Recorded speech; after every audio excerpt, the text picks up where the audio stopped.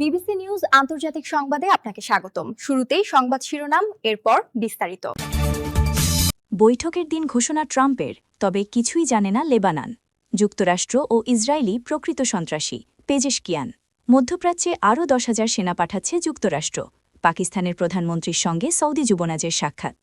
আপনি যদি মুসলিমদের পাশে থাকতে চান তাহলে ভিডিওতে লাইক করে চ্যানেলটি অবশ্যই সাবস্ক্রাইব করে দিবেন এবং কমেন্টে জানিয়ে দিবেন আপনার মূল্যবান মতামত। বৈঠকের দিন ঘোষণা ট্রাম্পের, তবে কিছুই জানে না লেবানন।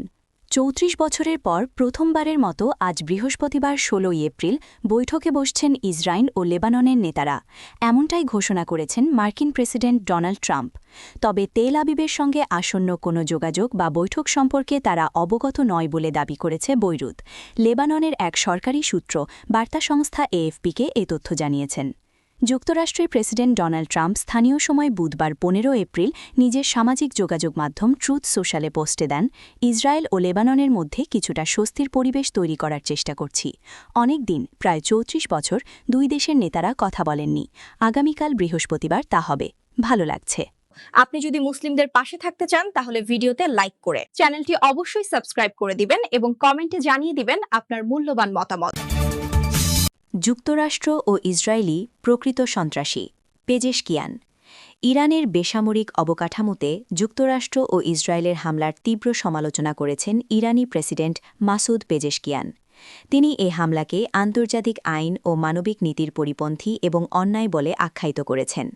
বুধবার 15 এপ্রিল সাংবাদিকদের সঙ্গে আলাপকালে মাসুদ পেজেশকিয়ান বলেন, তারা দাবি করে যে আমরাই আসল সন্ত্রাসী, কিন্তু প্রকৃতপক্ষে তারাই আসল সন্ত্রাসী। এদিকে ইরানের সঙ্গে যুদ্ধবিরতি সংক্রান্ত পরবর্তী দফার আলোচনা পাকিস্তানের রাজধানী ইসলামাবাদে অনুষ্ঠিত হওয়ার সম্ভাবনা রয়েছে বলে বুধবার 15 এপ্রিল জানিয়েছেন হোয়াইট হাউসের মুখপাত্র ক্যারোলিন লেভিট এ তথ্য জানান। আপনি যদি মুসলিমদের পাশে থাকতে চান তাহলে ভিডিওতে লাইক করে চ্যানেলটি অবশ্যই সাবস্ক্রাইব করে দিবেন এবং কমেন্টে জানিয়ে দিবেন আপনার মূল্যবান মতামত। মধ্যপ্রাচ্যে আরও 10,000 সেনা পাঠাচ্ছে যুক্তরাষ্ট্র।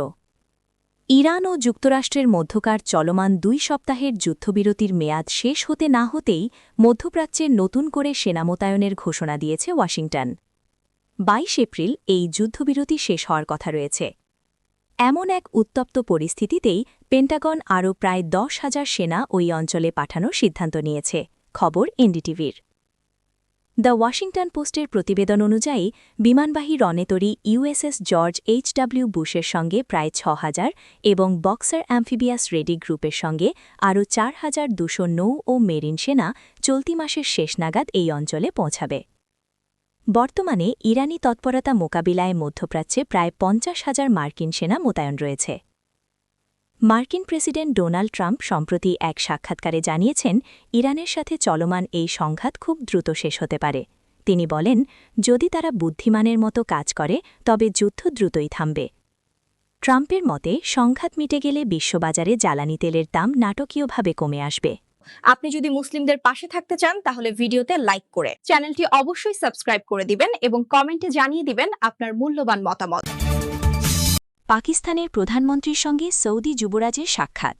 জেদ্দায় সৌদি আরবের যুবরাজ মোহাম্মদ বিন সালমানের সঙ্গে বুধবার 15 এপ্রিল সাক্ষাৎ করেছেন পাকিস্তানের প্রধানমন্ত্রী শাহবাজ শরীফ।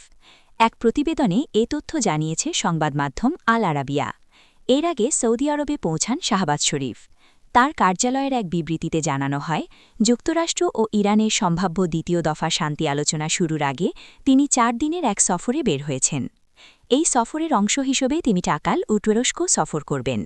গত সপ্তাহান্তে ইসলামাবাদে ওয়াশিংটন ও তেহরানের মধ্যে কয়েক দশকের মধ্যে সর্বোচ্চ পর্যায়ের আলোচনা অনুষ্ঠিত হওয়ার পরপরই এই সফরটি হচ্ছে।